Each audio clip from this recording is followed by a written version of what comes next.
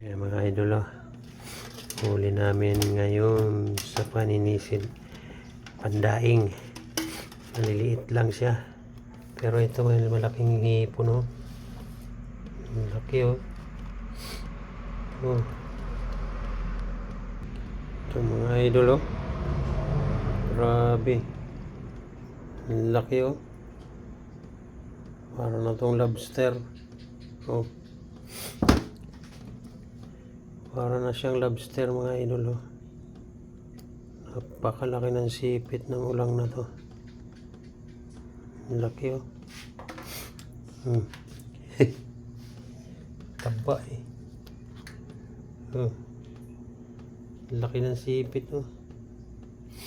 kulay pula. Ano kaya ang ano nito mga idol? Napakatanda na siguro talaga nito. Pinahanak ko na, nasa butas kasi siya laki parang lobster.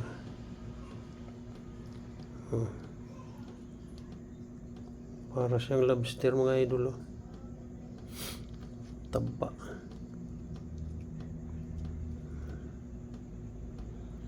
Grabe. Ilang taon na kaya ito? Kung sipit nyo, para na siyang sipit ng lobster ang itsura.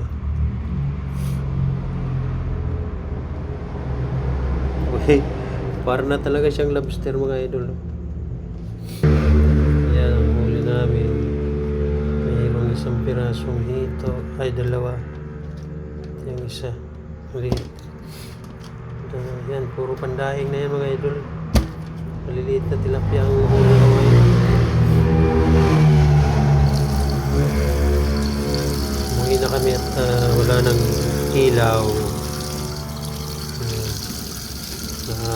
Lubatan na kami ng aming flashlight. Ito lang ang pinaka-ano dito. Pinaka-star. Yan ang pinaka-star. Ito. Napakalaking ulang. Ulang yan. Sa tabang ko kasi nahuli yan. Pero ang itsura niya mga idol, parang lobster. Grabe lapad. Tignan mo naman yan ang laki. So yan mga idol, dadayingin ko yan.